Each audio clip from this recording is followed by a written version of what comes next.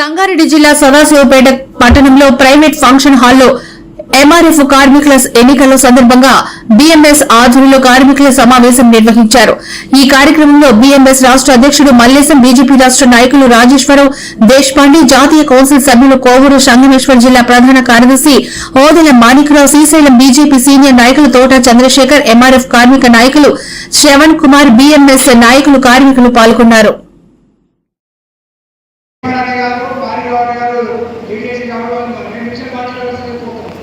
जय श्री राम, जय श्री राम, भारत माता की ఈ కార్యక్రమానికి అధ్యక్షత వహించిన శ్రావణ్ గారు, మరి గౌరవ అధ్యక్షులు మా పార్లమెంట్ కన్వీనర్ కోవూరు సంగన్న గారు, మరి శ్రీశైలం గారు, మరి పిఎంఎస్ జిల్లా ప్రెసిడెంట్ అయిన నరసింహారెడ్డి గారు, మరి రామరెడ్డి గారు, మరి పిఎంఎస్ అలాగే మల్లేశం సార్ గుర్తుకొచ్చాడు.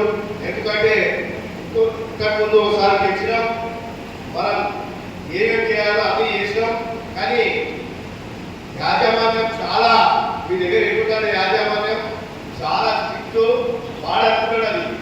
ముఖ్యంగా మీ దగ్గర మరి అంకెలు పాడుకోకుండా ధర్నా అయిపోతే అందరినీ బయటికి తీసుకొని వచ్చాడు సిఐటి లీడర్ ప్రవీణ్ గారు బయటికి తీసుకొని వచ్చాడు. బయట తీసుకొని వచ్చి వాళ్ళ జీవితాలను నాశనం చేసి పడేసింది. ఈరోజు ముఖ్యంగా మేము మరి పోయినాం, వాళ్ళ ఎంబడి ఉన్నాం, మరి టీసీఆర్ దగ్గర పోయినాం, 10 మాటలు 20 మాటలు వాళ్ళ దగ్గర తిరిగినాం, నచ్చ మాట్లాడినాం. ఎంత కూడా ఆ ప్లాంట్ మేనేజర్ కాదు, మాట్లాడు, అసలు ఎంత తిట్టినా ఏం తిట్టినా అసలు జరగడం పక్కను ఏమన్నాడు, సప్లాగా ముద్దపా చూస్తాడు. దానికి కూడా ఇద్దరు వచ్చారు. ఒక ఆయనేమో ఇక పాపారావు తెలుసు, మీ జీవితాలను నాశనం చేసినట్టే పాపారావు, మీ అందరూ తెలుసు విషయం. అందు గురించి అని చెప్పేసి మీరందరూ కూడా ఓటు వేసినప్పుడు ఒకసారి ఆలోచించండి. మేము టీసీఆర్ దగ్గర కూర్చుంటే కలెక్టర్ కూడా మాట్లాడడం జరిగింది. కలెక్టర్ గారు కూడా స్పందించి ఇలా జీవితాలు అన్యాయం చేయొద్దు అని చెప్పేసి చెప్పడం జరిగింది. అయినా కానీ ఈ యాజమాన్యానికి, మీ యజమానికి కనికరం అంటూ లేదు. ఎవరు అందరూ బయటికి వెళ్ళవద్దు. వేరే యూనియన్ వాళ్ళు వీళ్ళు చేసారు, వాళ్ళు చేశారు. ఈ రోజు మేము కలెక్టర్ దగ్గర టీసీఆర్ దగ్గర మరి వాళ్ళ దగ్గర పోయి మాట్లాడడం జరిగింది. మరి వాళ్ళ ఉద్యోగాలు ఇవ్వాలి, వాళ్ళ జీతం ఇవ్వాలని చెప్పేసి కూడా జీతం ఇప్పించడం జరిగింది. ముఖ్యంగా మరి ఈ సిఐటి వాళ్ళు కానీ కేటీఆర్ కాదని తెలిసి విషయం నేను చెప్పే అవసరం లేదు. ముఖ్యంగా అటు గురించి మనం అందరం బిఎంఎస్ గెలిపించుకోవాలి, మన కుటుంబాలను సంతోషంగా ఉండేటట్టు మనం అందరం ఇచ్చేయాలని చెప్పేసి కోరుకుంటూ ఈ అవకాశం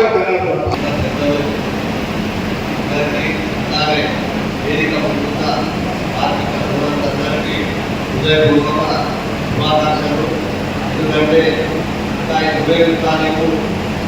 ఎన్నికల్లో ఈ భవిష్యత్తు గురించి ఆలోచించుకోలేండి. ఎందుకంటే గతంలో కూడా ఒక యూనియన్ నాయకుడు ఏటమంది వచ్చిండు, పొలిటికల్ లీడర్ ఇక్కడ అధిష్టానం రాష్ట్ర ప్రభుత్వం ఉన్నది, నేను అది చేస్తా ఇది చేస్తా అని చెప్పి ఏం చేసిందో ప్రతి ఒక్కరికి తెలుసు. కాబట్టి అవును అనేది చాలా ముఖ్యమైనది, చాలా విలువైనది. ఏదైతే పనిచేయాలంటే ఇప్పటి ఎంఆర్ఎఫ్ యాజమాన్యం గురించి నాకు కూడా కొంతవరకు తెలుసు. చాలా మంచి యాజమాన్యం వాళ్ళు ఇప్పటి పరిస్థితిలో ఇప్పుడు వచ్చిన మేనేజ్మెంట్ అంటే ఎక్కడ ₹1 మిగులుతుంది ఫ్యాక్టరీకి, ఎక్కడ మేనేజ్మెంట్ లాభం చేయాలని ఉద్యోగులకు ఆలోచిస్తున్నారు తప్ప కార్మికులకు ఏమైపోతుంది, కార్మిక శ్రమ ఎంత దోపిడీ చేస్తున్నాం, కార్మికులకు ఏం చేద్దామని ఆలోచన ఏ మాట్లాడలేదు. కాబట్టి దయచేసి ప్రతి ఒక్కరు కూడా ఆలోచించుకోవడానికి ట్రేడ్ యూనియన్ నాయకులు తీసుకోండి. ఆ ట్రేడ్ యూనియన్ ఉన్నది పోయే శక్తి ఉన్నటువంటి ఈరోజు మల్లేశం ఇక్కడ ప్రెసిడెంట్ గా నిలబడుతుందంటే అది రేపు రాబోయే రోజుల్లో ఈ యొక్క ₹1,00,000 వరకు ఒక్కొక్క కార్మికుడికి మీరు కనుక రేపు ఆశీర్వదిస్తే ఖచ్చితంగా ₹1,00,000 వరకు బోనస్ పైసలు. ఎందుకంటే కోర్టులో అన్ని ఆర్గ్యుమెంట్స్ అయిపోయినాయి, డిసిషన్ చేసే అధికారం జడ్జి దగ్గర ఉంది. ఖచ్చితంగా ₹1,00,000 వస్తాయి. యాజమాన్యం ఏం చెప్పింది కోర్టులో అంటే వాళ్ళ యూనియన్ లేదు,